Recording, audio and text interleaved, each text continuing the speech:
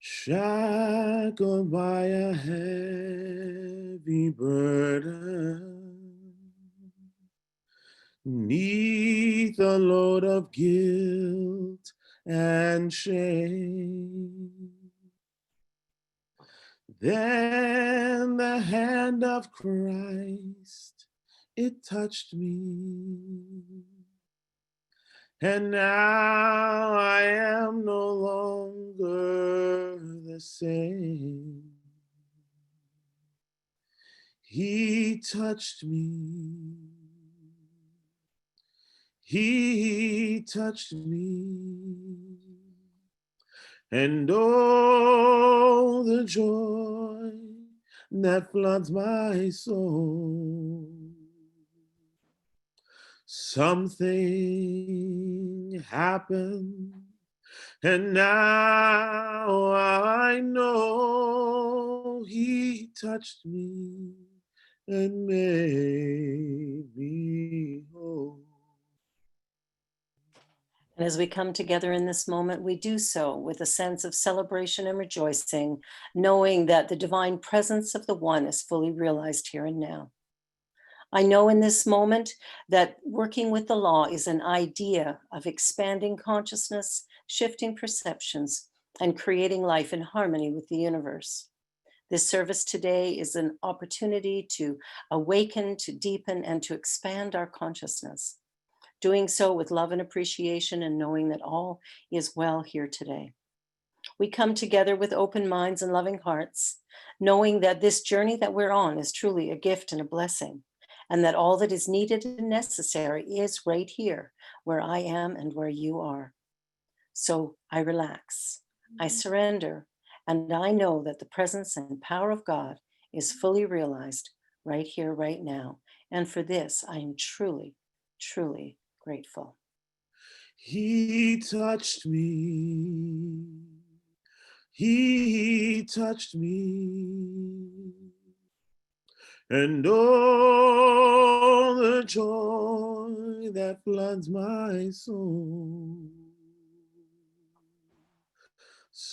Something happened, and now I know he touched me and made me whole. And so it is.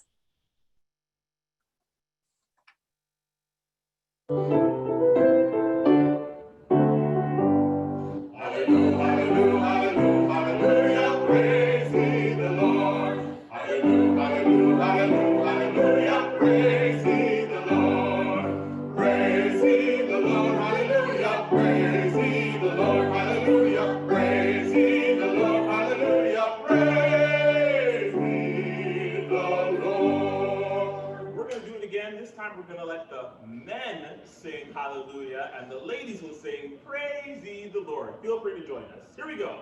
Men first. Hallelujah, hallelujah, hallelujah. Praise ye the Lord. Hallelujah, hallelujah, hallelujah. Praise ye the Lord. Praise ye the Lord. Hallelujah. Praise ye the Lord. Hallelujah. Praise ye the Lord. Hallelujah.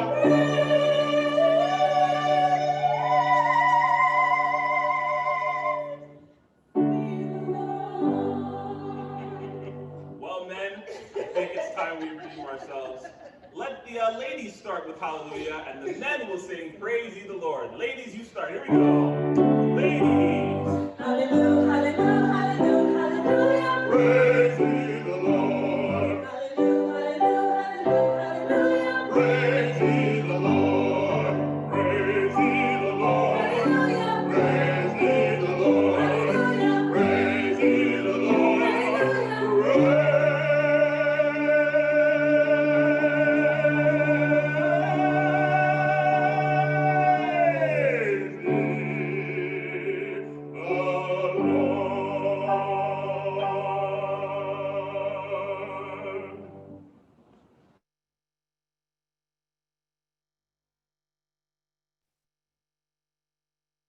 Good morning.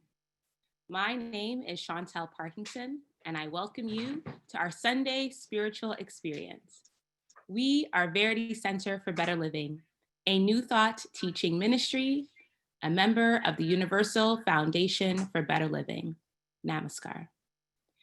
If you are joining us for the first time, it is my pleasure to greet you on behalf of the minister and our members. It is my hope that something said or done today will make a positive difference in your life.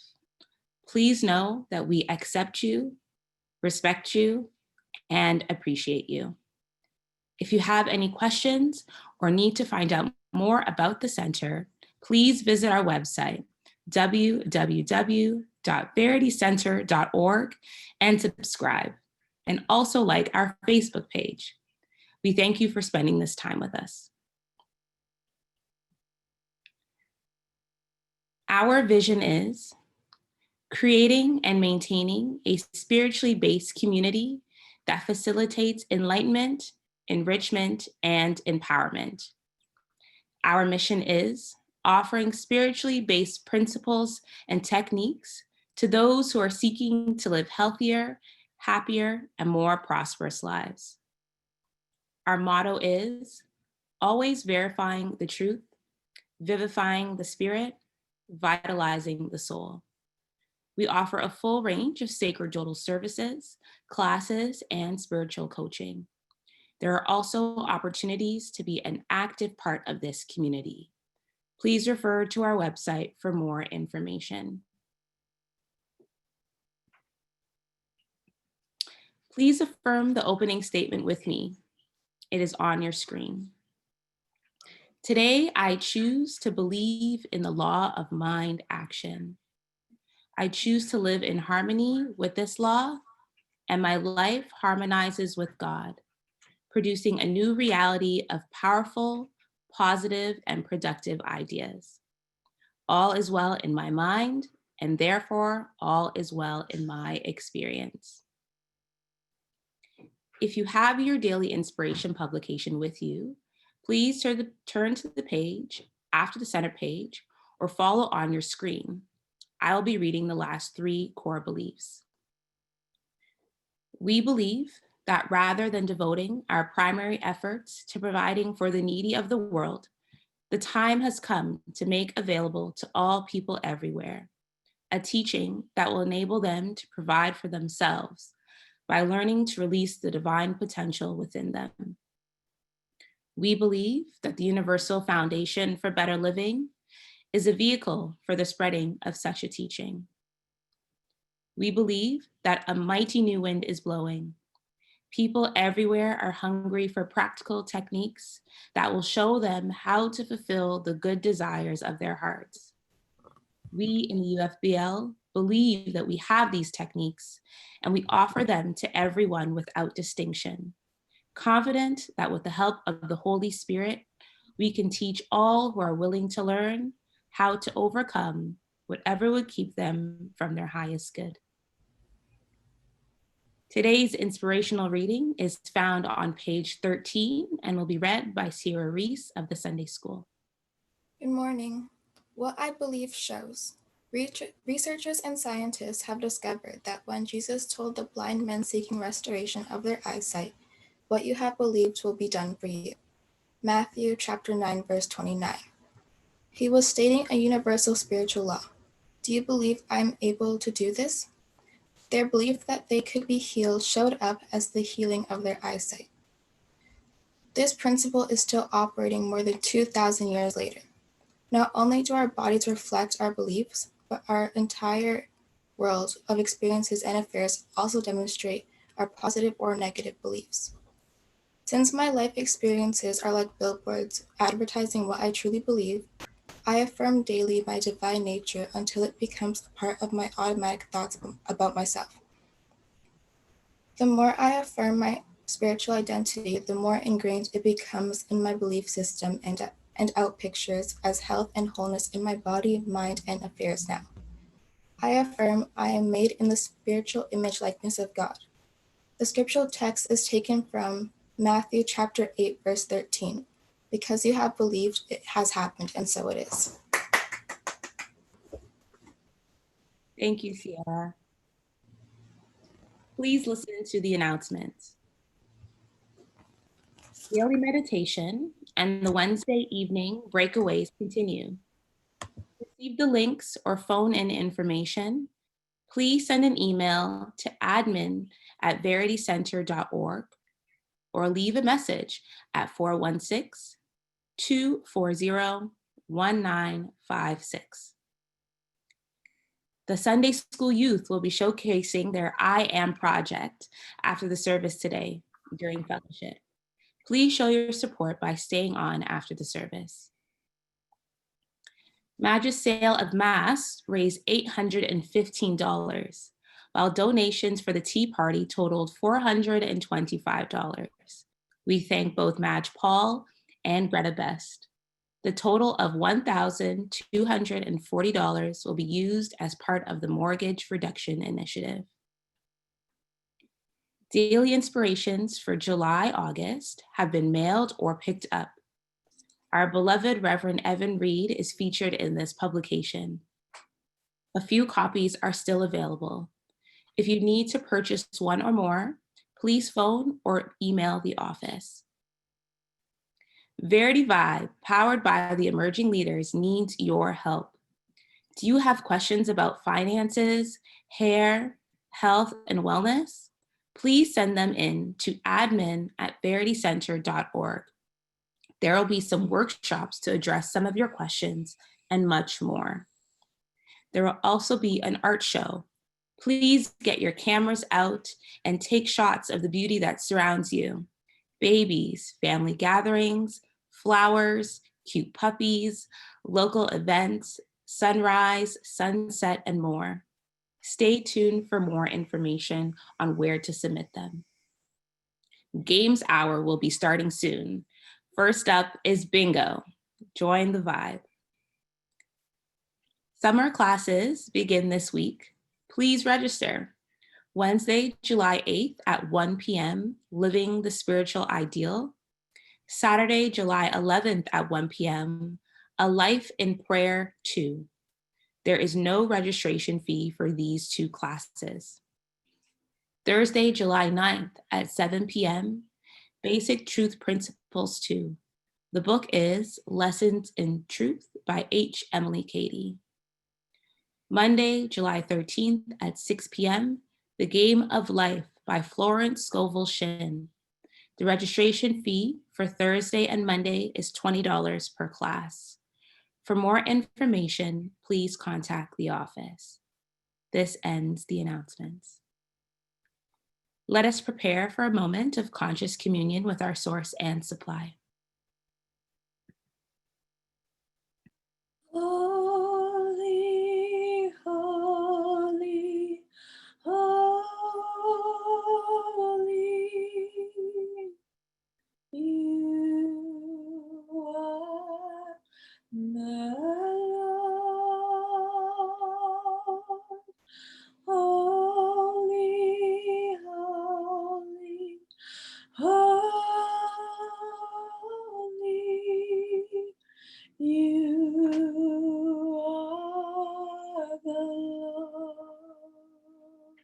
And so we take a deep breath in, quiet our minds, release the busyness of the week, cares, concerns, and breathe into this moment the fullness of life.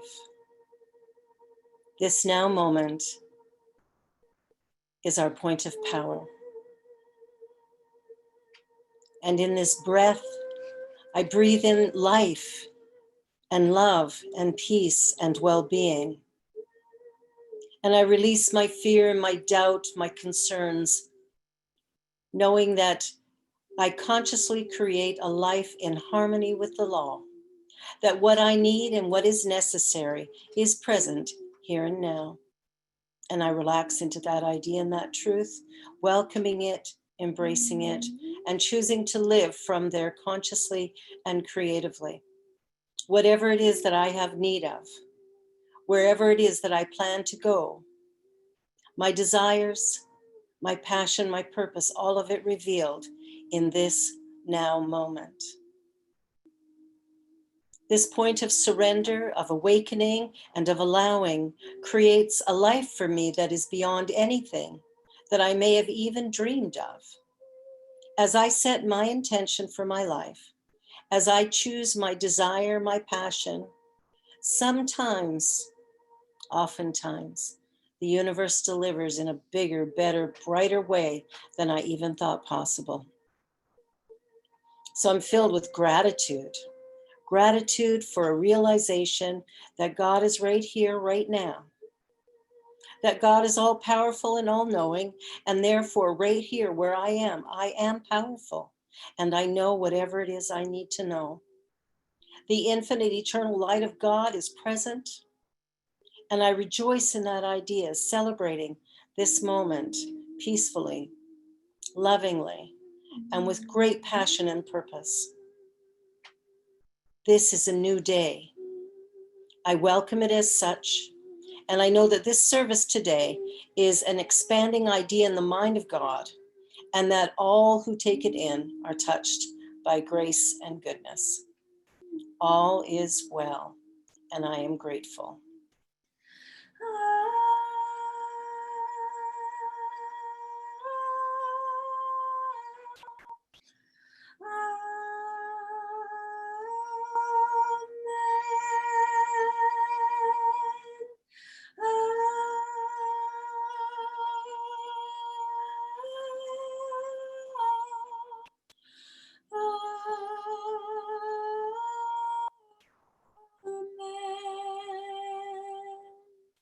And so it is.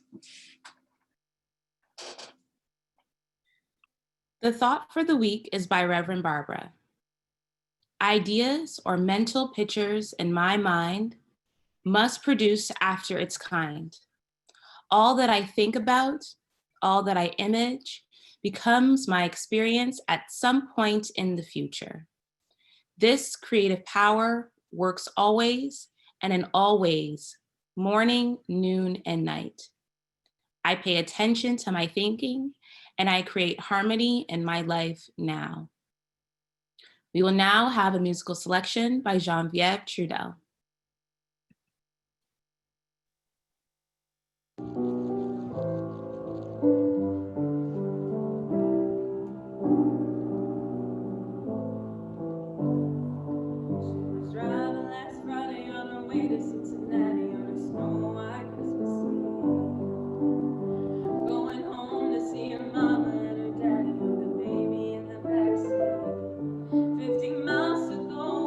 Running low on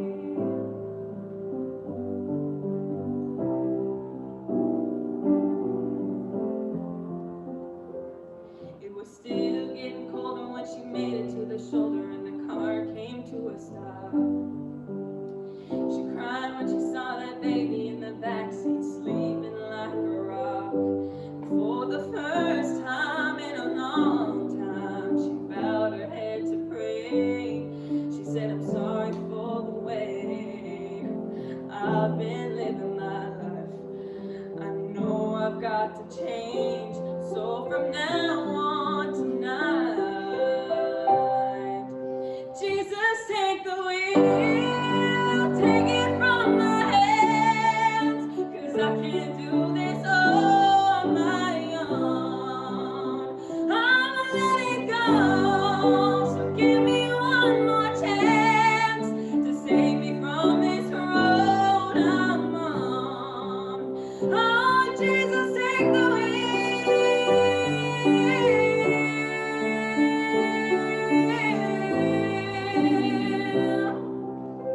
I'ma let it go. So give me one more chance. Save me from this road I'm on. From this road I'm on. Jesus, take the wheel. Oh, take it from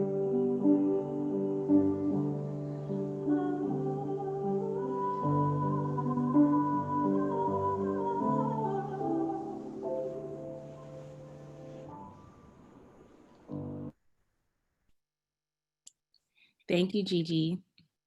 Today's lesson, Working the Law, will be given by the Reverend Barbara Schreiner Trudell. Thanks, Chantel. Well, this month is about understanding. And I think that the minute we can begin to understand something in a bigger way, it makes it a whole lot easier to deal with whatever it is that we're working with. So when we think about God and we think about the journey that we're on and all that is going on in our lives, oftentimes we have forgotten that we're dealing with a principle, a law, that it reacts the same way to every single person 100% of the time, regardless of who you are, where you are, that sort of thing, okay? All of those beautiful letters behind your name or in front of your name will not make a difference when it comes to the law. It's like the law of gravity, which is a physical law. That law of gravity is exact. We know that we are subject to it, whether we know it or not. It doesn't matter if we're a 3-year-old child or if we're a 30-year-old adult. If we break that law, odds are we might experience an injury or worse. Well, the same is true with spiritual law. We go through our life half asleep most of the time, operating from this subjective memory of ours, and we move around sound asleep. And we wonder sometimes how it is that we get where we're going when in fact we're not really paying attention. So today we're going to talk about the law of mind and working with that law to create greater harmony, peace, and love in our lives. It's really important that we begin to understand that the reason we come to Verity is for a better life, right? Verity Center for Better Living. It's in the name. So we're wanting to create this absolutely amazing life. But in order to do that, we must operate within this law of mind according to it. Now, what happens is our conscious mind is very creative and powerful and positive. Our subconscious mind or subjective mind is very powerful, but it does not create, it merely reacts to information given it. Also, because everything is stored there, whenever something happens in my life, it's like immediately there is this thing from the past that goes, oh, here's how to respond because I was trained in a certain way. Here's what's right and here's what's good. So we have all manner of judgment and all kind of stuff that seems to happen independent of our conscious thinking and moves us forward in ways that may or may not be what we're looking for. In the book, Working with the Law by Raymond Hollowell, he writes, the scientist searching into the mysteries of human life reveals to us a wonderful world of power, possibility, and promise. He tells us that the mind is the creative cause of all that transpires in the life of people, that the personal conditions are the results of our action, that all the actions that we take are the direct outcome of our ideas, and that we never make a move of any kind until we form some image or plan in the mind. So now this book was written quite a long time ago, talking about, scientists saying, hey, ideas create. First, we have an idea, a picture in mind, and then the universe conspires to pull that forth and make it our reality. So when we're going through our life experience and we think things are happening to us kind of willy-nilly and we're these victims being tossed around, check in with your thinking. Go back into your conscious mind and ask yourself, have I been paying attention? Have I been living fully in the now moment? Have I been expecting good and creating from that place? Or am I kind of asleep at the wheel and allowing something else to drive this experience? Most of what we believe about life, we've gotten as children, right? We come into this life and our thoughts, beliefs, attitudes are all formed by the people around us who are modeling certain ideas and behaviors. And we begin to accept that those are the truth, that that's really what's right. The truth is, though, that none of that is, that's merely the perception or the attitudes of the people who are so kindly sharing that information. Now, we as children will just take it in. As adults now, when we are operating in that automatic setting, when we go on autopilot, what we're doing is we're giving up this conscious creative power that we possess, and we're moving into that subconscious part of our mind that is created as children with many different beliefs and attitudes that may or may not be serving us today. So how do we know? How do we know where we're created from? How do we know if we're actually working productively with the law? Well, take a look at your life. Is there some area of your life that you would like to alter or change or see improved or expanded? Is there anything in your life that you think needs some work?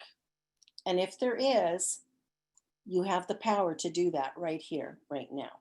That we have the ability to create something wonderful. He talks about Shakespeare and how Shakespeare was one of these writers who was able to really speak the truth in each moment. He said, the fault, dear Brutus, is not in our stars, but in ourselves, that we are underlings. Right there, Shakespeare is saying, hey, wait a minute, you got a problem in your life? Look within. You are the creator. You are the one creating the life that you're living. As we begin to accept that idea and begin to live from that idea, it allows us to become very, very powerful. And I've often said that, it's kind of the good news and the bad news. The bad news is I've created my life and it's a bit of a mess. The good news is I've created my life and it's a bit of a mess. Because the bonus is if I created it, I can change it. If I created it, I can set the law in motion in a new way that is powerful, productive, and positive by merely changing the images that I hold.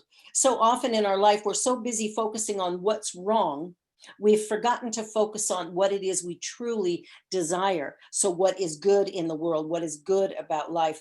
And we want to begin to change that so that we can begin to reap the benefit of all this good.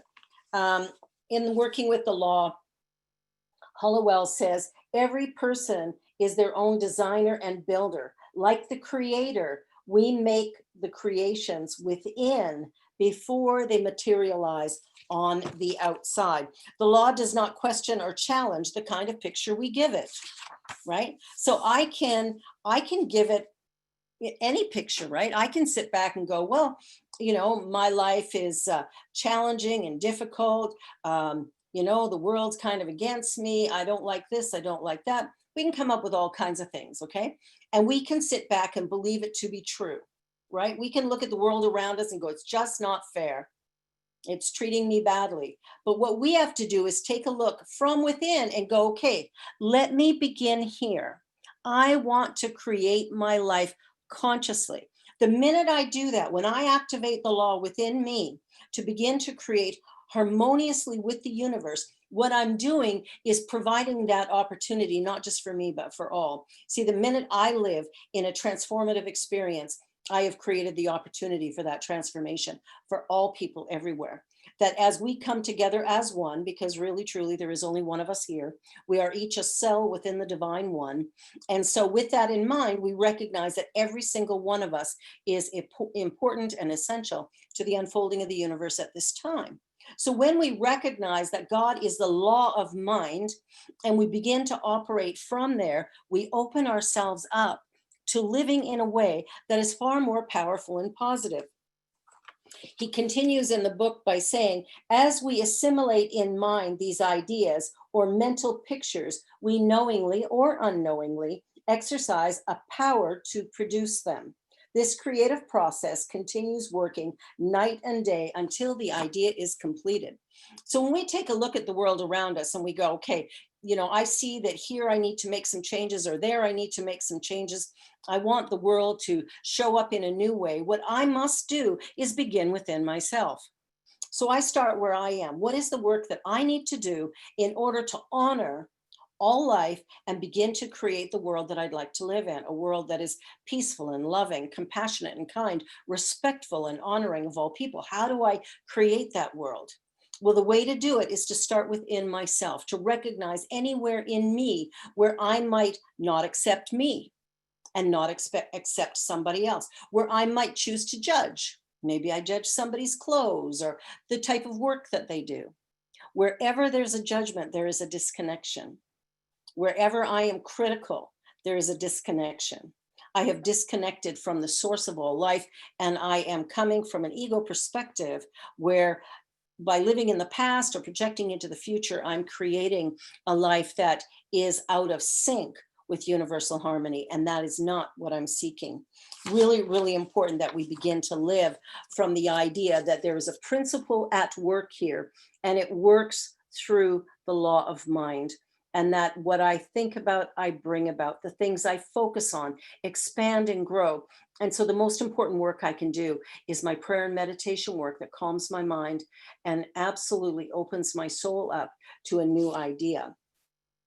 He says in the book, this creative principle is summarized in a sentence found in Proverbs. It reads, as a man thinketh in his heart, so is he. That is a powerful statement. That is a powerful statement. What is it we're thinking about? Now, remember, all of these thoughts that we're thinking, somebody gave them to us, right? Some well-meaning person or not, somebody who has a life of their own, has said certain things to us which have taught us how to be in the world. So by the age of 7 or 8, we have a whole set of beliefs that are running everything in our life from then on. Okay, so now we're, in our 20s or whatever, and we're sitting back and we're going, well, why is it that I get mad every time somebody says this to me? You know how sometimes somebody will say something to you and right away you're uptight about it. You're just like, how dare you talk to me that way? And odds are that they're not really doing anything against you, but they might be sitting back and going, well, here, from my perspective, here's what's what. So we take a look at, maybe somebody challenges something we do. I remember years ago when I was struggling to find myself, and I remember, my boss calling me into the office and saying, I don't appreciate the way you behave, and how you talk on the phone with people or whatever. And I was so ashamed. I felt so bad about this, that he had seen my terrible behavior, right? I was more upset that he saw my terrible behavior than I was at the fact that I had terrible behavior, right? And so I took offense to this. And it took me, a little bit of time to sit back and go, wait a minute, I'm not a victim of his comments. I'm a victim of my own inability to recognize what it is that I need to do to create a life that is harmonious, peaceful, loving, and joyful. So I began to work on myself, and I began to begin that journey of personal development, which of course led me into my spiritual development, which has brought me to where I am today. What I know is that because of the journey that I've walked, that the place I've found myself is really a gift and a blessing. And it's easy for me to honor other people's paths because I've had a path too. And I look at all the mistakes I made, knowingly or unknowingly, and most of them were unknowingly, but I made all these mistakes in my life. And I made them because I was buying into the beliefs of somebody else. And as I was trying to figure out how to live to please all the people in the world around me, I was angry. And why wouldn't I be? You know, basically, the message is who you are is not enough. So, yeah, that's bound to make you a little bit angry for sure. So, for me, it was about unlearning the stories of my childhood, unlearning the perceptions and projections of my parents or siblings or other relatives or friends, teachers, whoever, and to begin to find myself. And the way I did that was to begin every day in prayer, to begin every day in meditation, so that I could learn what the Christ consciousness in me was requiring of me, that I could begin to pay attention to the activity of my mind, which helped me to understand why my life looked the way it looked. You see, I created my life. I created all of the upsets and bumps in the road and all of it, and my frustration and anger with it. I created that. Now, you might sit back and say, well, don't blame yourself. I'm not blaming myself. I'm taking responsibility. I'm going, hey, wait a minute. My thinking produced a result, and I'm going to take responsibility for that, because what I know is in the moment that I do that, I can now use the creative powers of the universe to create harmoniously what it is I truly desire. So all of a sudden, I began to look at my life and I turned it around. I flipped the table, so to speak. I flipped the script. And in doing that, a year later, when I met with my boss, he was scratching his head going, I cannot believe what you've done this year. I've heard about people doing what you've done, but I've never believed it because I've never witnessed it. But the transformation was so profound that he was blown away. So he went from 1 year wanting to fire me to the next year giving me a raise. The journey that we're on, the life that we're living, is within our control to a degree. Okay. And where it is in our control is the way we react to it. You see, we have the power to live in our life in a way that we get to choose how we respond to any given situation. We are not pushed and pulled and prodded. We actually have the ability to sit back instead and go, whoa, let me just take a step back for a second and let me look at this from a new perspective. And maybe from that new perspective, I can begin to create in harmony with the law, in which case I am far more powerful than if I'm just reacting out of an emotional hurt or whatever the case may be. So he goes on in the book. Oops, I think I need my glasses for this one. He says, people are planning for a heaven to be gained at some future time when it is actually a condition and state of mind that can be had now as well as hereafter. In fact, unless it is gained here and now, it can never be had in the future. At some time in our life, we are forced to reckon with this creative law. There is no alternative. Everyone is governed by the law, whether we know it or not. Whew. But doesn't that even out the playing field, right? We're all governed by the same thing. He goes on to say, it is our failure if our prayers are unanswered. At the moment that we are able to contact and to realize the law, capital L, we will at once enjoy the benefit. It is the realization of the law in action that determines manifestation. And then he gives an example of an electrician, right? They don't create the electricity, right? The electricity is there, but they're going to create, maybe put the conduit in place and make sure the connections are there so the electricity can flow. And that's what we need to do in our lives. We need to recognize there is a law that is operating. And if we will pay attention to it, we can begin to operate in harmony with it. Ernest Holmes, who was the founder of the Science of Mind, said, you know, there's There is a power for good in the universe and you can use it. And I would say there's a power for good in the universe and I am using it.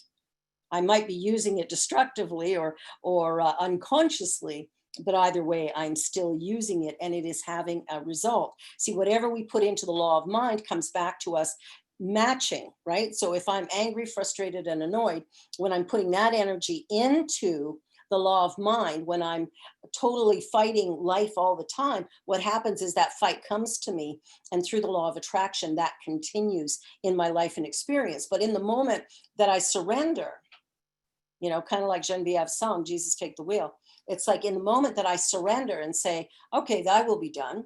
I'm going to be in this now moment. And from my highest point of perception and reality, from a truly conscious, productive, and positive place, I'm going to image the life that I choose to live. I'm going to see a life where I am surrounded by love, where I am engaged with people who are interesting and fun and who are from diverse backgrounds. And I'm going to learn and discover about all different things and different possibilities. And I'm going to grow in my understanding of life and humanity and the part that I play in it. I have a choice. I have a choice to learn and grow. I have a choice to discover whose I truly am, or I have a choice to fall asleep at the wheel and, you know, be kind of like a flag blowing in the wind, this way, that way, no real direction. We create the direction. The desires of our heart were instilled even, I think, maybe before our birth. And if we will allow those desires to be the focus, if we will allow ourselves to recognize there is a law operating and I'm willing to work with it, I'm willing to look at my life and go, here's an area that's not so great. Let me change that. The first thing I have to do is stop focusing on the problem and begin to focus on what it is I truly desire. And when we look at life around us, man, there's a whole bunch of places where we can start looking for something better, isn't there? You know, we take a look at COVID-19 and fear. Fear is destructive, right? Yeah, we gotta pay attention, right? We have to pay attention that yes, there's this flu going around. It's a very serious one because it hasn't been here before. And we take a look at that flu and we go, okay, well, how do I interact with the people around me in such a way as to honor my health and the health of others, right? We have to pay attention. So we wear a mask. You know, we wash our hands often to make sure we're not spreading this. But when we watch the news, if we're watching that 24-hour news cycle, the fear is so huge that we might be creating from there. Now, what's interesting about this flu epidemic or pandemic that's going on right now, I mean, every year we have the flu, right? It's just this one is a new one. So we look at the number of people who are dying. We die, right? Now, not us, but the body. The body does die, and it dies from different things. You know, it might die from a flu, but lots of people die from the flu, by the way, like the regular one that comes every fall. Lots of people die from that, especially the elderly. COVID-19 is no different, except it hasn't been here before. And so it's something new, and we don't quite know how to manage it yet, and we're working on it. But what we don't want to do is live in fear of it. Fear is false evidence appearing real. So what happens is we hear projections on the news. You know, what if this happens? What if that happens? This could occur, that could. That's not news. News is who, what, where, when, and how, right? The news is the fact of what occurred, not what if down the road. That's not news. That's editorializing. That is fear mongering. We have to pull back how much of that we listen to, because the truth is that will not serve us. Fear is a disempowering idea in mind. And when fear is our main focus, we are creating a great sense of pain and suffering for ourselves and ultimately for all others. Because remember, we are one cell in this universal one. Okay, I'm the cell, you're a cell, we're a cell in it. And how we respond will affect the other cells. Makes sense, right? So we want to pay attention to how we are responding, how we are living, and note that fear, just like darkness, right? If I bring a candle into a dark room, the darkness is gone. Am I right? If I bring love into my life experience, a consciousness of love and understanding, fear is eradicated. You see, fear and love cannot coexist. They can't coexist. So when I'm experiencing fear, what I need to do is go into prayer. Remember, God is all powerful, right? We kind of forget that sometimes when we're listening to the news. God is all powerful, not a little bit powerful. God is all powerful. God is also everywhere present. COVID-19, God is there. That's just one of the ways in which God is expressing at this current moment. And so what I need to remember is I am one with God. God is all powerful. I am powerful. And I am most powerful when I'm looking at life from this idea of God and I are in partnership. This is my partner, and my partner can do it all, knows all, is everywhere present, can control it all. So I trust in that and I surrender my life to God. And it is in that surrender that I begin to move forward in a way that really creates something fantastic in my life. Our body knows how to be. Our body is a healthy system. And if we are working from this place of love and light, you'll notice there's lots of people who have COVID-19 with no symptoms. Why? Because the host is saying, no, thank you. So even though the virus got there, it isn't doing anything with it because the health and vitality, the awareness of the individual is beyond the power of that virus. Where's our power? Our power's in God. When we recognize God is all powerful, God is active here, we begin to harmonize that idea and to live from that perception, and something changes in our life and in our world. In the book, he says, our main object is to arouse the individual to think for themselves, to cultivate their own power, and thereby to take the sure path of self-development and true culture. We are responsible for our lives. Now, we might get, maybe we get a diagnosis from the doctor, right? Now, we kind of have this belief that doctors are kind of God, or some of us believe that, right? They know all. But you know what? They only know what they know based on what they've experienced prior to this now moment. And so when we begin to recognize that when the doctor tells me I have a certain disease, yeah, I may have that disease. When the doctor says to me, here's what's going to happen, that's not necessarily true, right? Because what's going to happen is based on consciousness. And because it's based on consciousness, I'm not subject to the consciousness of the doctor. I'm subject to the consciousness of my own power and presence. So when I look at my life and the doctor says you have 3 months to live, how many times have we heard somebody get that type of prognosis and they're gone within a few months, or they go, I'm sorry, I'm not having that. And they go on and live another 15 or 20 years. Why? It's all about consciousness. When we begin to recognize that consciousness is creating, it's not the genetics, it's not the family history. I was fortunate enough to listen to an interview yesterday with Dr. Bruce Lipton, who wrote the book, The Biology of Belief. And what a powerful individual this man is. He's a scientist who has looked at what causes things in the world. And what he talks about is consciousness is creating. Consciousness is creating. He talked about in there that you've got children who are adopted into a family. And if the family has a predominance of, say heart disease or cancer, that the adopted child gets it too. Well, that's not genetics.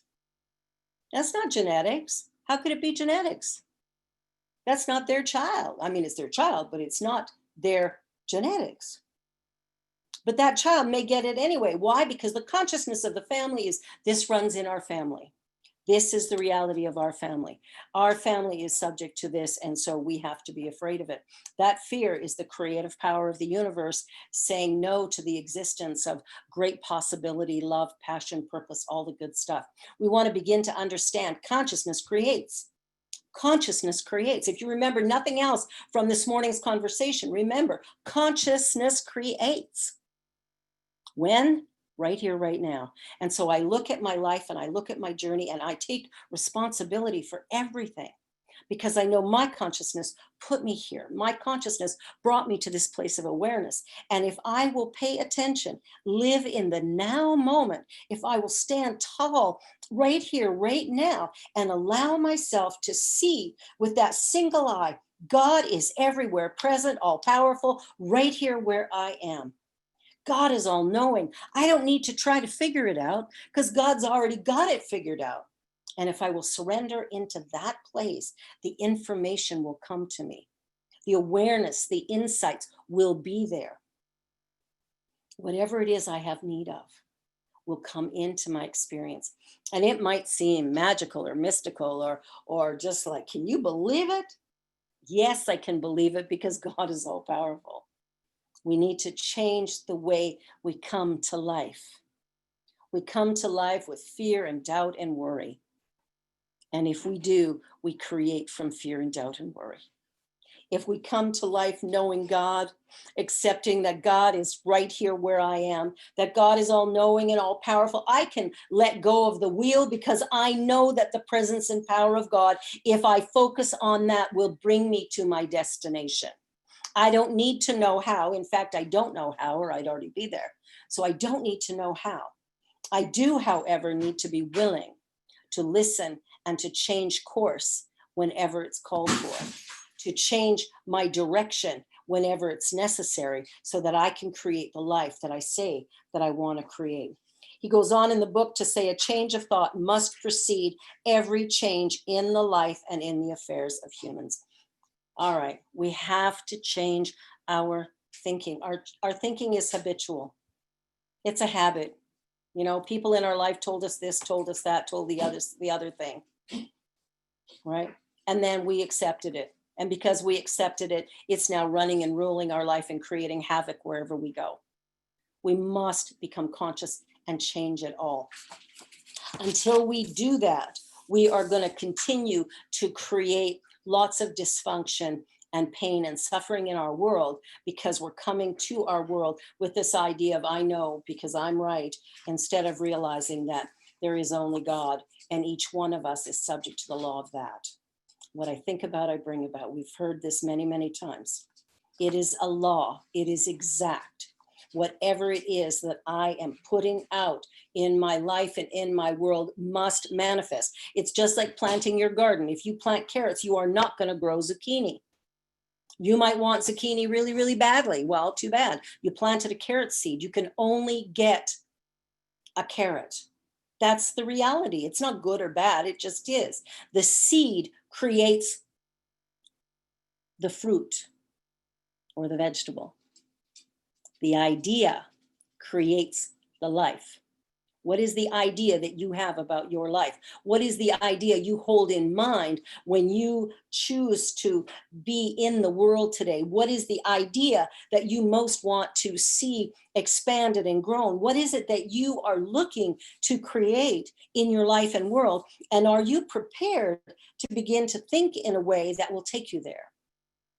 Are you ready to recognize your role in creating life in harmony with the one? Are you ready? As a man thinketh, so is he. We've all heard that before. We've all heard that. And yet we go about thinking thoughts that are destructive, disempowering, fearful, painful. And then we wonder why our life looks the way it looks. We're powerful creative beings. And whether we know it or not, we are creating in every moment of every hour of every day. What is it that we're creating? What is it that we truly desire? If we want to create a world that is healthy, vital, and vibrant, let's look at our lives and ask ourselves, am I loving this temple? This is the temple of God. Do I love it? Or am I criticizing it constantly? Oh my gosh, too fat, I'm too thin, I'm too short, I'm too tall. What are the stories that I'm telling about my body? I'm looking in the mirror going, oh no, I'm getting old. What are the stories I'm telling about my body? Let me look at it and rejoice in it and love it and cherish it and thank God for it. This temple houses the divine within me. And so I need to honor it and respect it. This energy that we are producing comes from either our conscious creative intention or comes from the subconscious stuff that was planted by somebody else. Wonder where those weeds come from?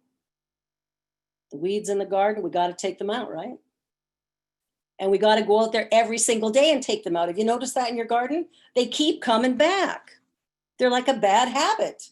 It's the same thing with our consciousness, right? Our parents told us something when we were little, we believed it, and now we're like in our 60s going, oh, how come this keeps happening? Well, because that weed that was planted so long ago still has roots. You got to keep yanking them out every single day. Every day you've got to do forgiveness work. Every day you have to do prayer work. Every day you have to remind yourself, God is right here. I don't need to be afraid. God is right here. I can speak my truth. God is right here. I am enough.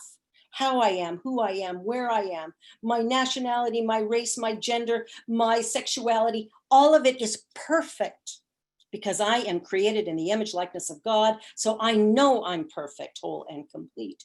That's all I need to know. And if I come from that, and if I love from that, and if I see every other person exactly the same way, well, hey, we all of a sudden have harmony and love and peace and joy. The minute I recognize that I am one cell in this universal whole, and you are a cell in that. And because we are two cells in one thing, I want us to be harmonious.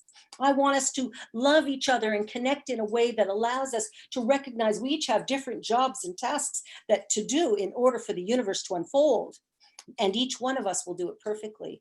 And if we can just honor and go, wow, check out the way you do it. That is so cool. Here's how I have to do it, right? We begin to see that everything has its place. Everyone has their place. When we begin to look at life from there, we begin to create something that is absolutely glorious. It is up to us. We can begin right where we are right now to say, God, take the wheel, take the wheel. Every morning I begin in prayer. Every morning at 7 a.m. I begin in prayer. Everyone's welcome to attend that prayer. Pardon me. Every night at 9 o'clock, I end the day in prayer and gratitude. Every single day. And I do that because we're not connecting at church in the same way that we were. And so we need to connect. We need to connect. And so I just do this every day. I do it every day because we need to connect. We need to remember. We need somebody sitting with us sometimes and going, hey, I know you can. I know you can. We have to pray every day. We have to take the weeds out of our consciousness, the negativity out of our mind, and begin to plant the seeds of love and joy and possibility. We need to begin to see the world as healthy and whole and divine and see each other in the same way. And as we do that, a transformation occurs that is absolutely profound. Let us plant the seeds of love. Let us plant the ideas of joy. Let us plant the knowing of health and vitality, and let us watch our world unfold in grace. It is a law, and it has to respond exactly as we give it. Understanding that frees us. God bless.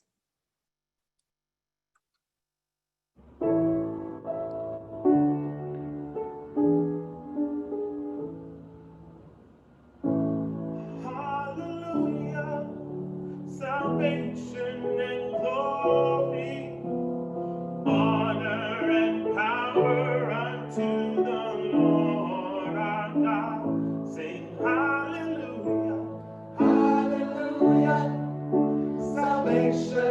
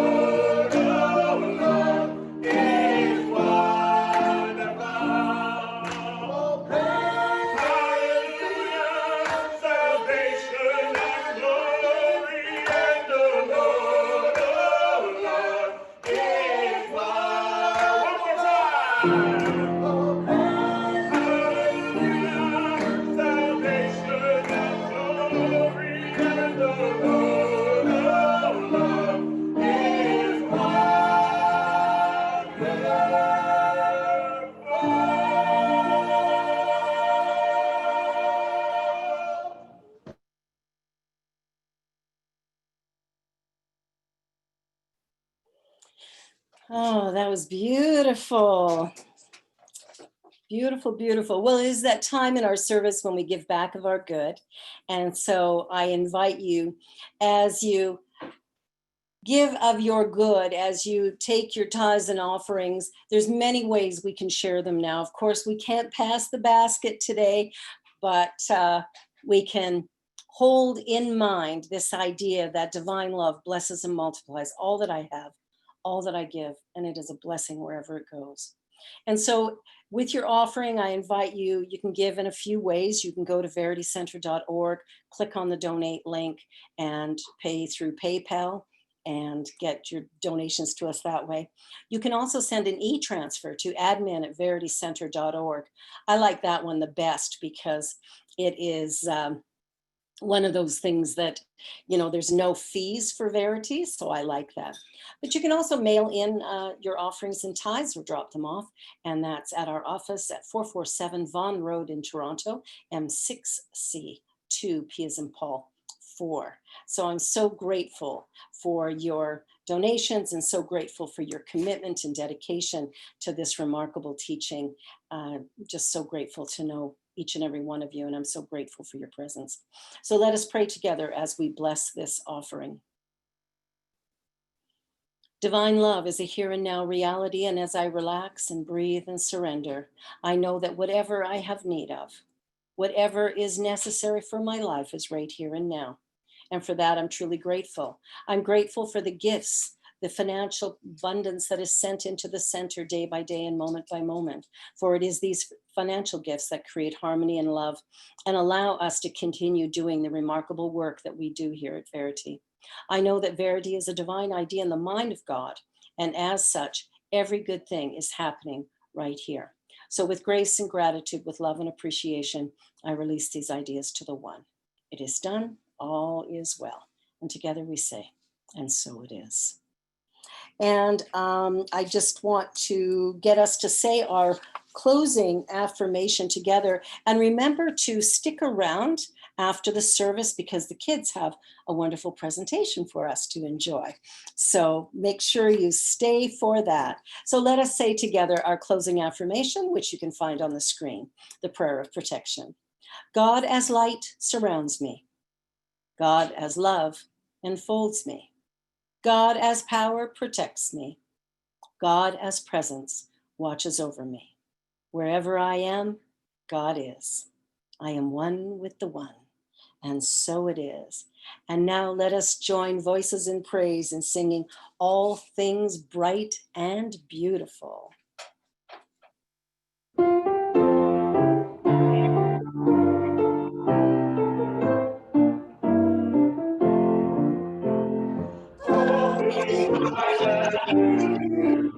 All creatures great and small, all things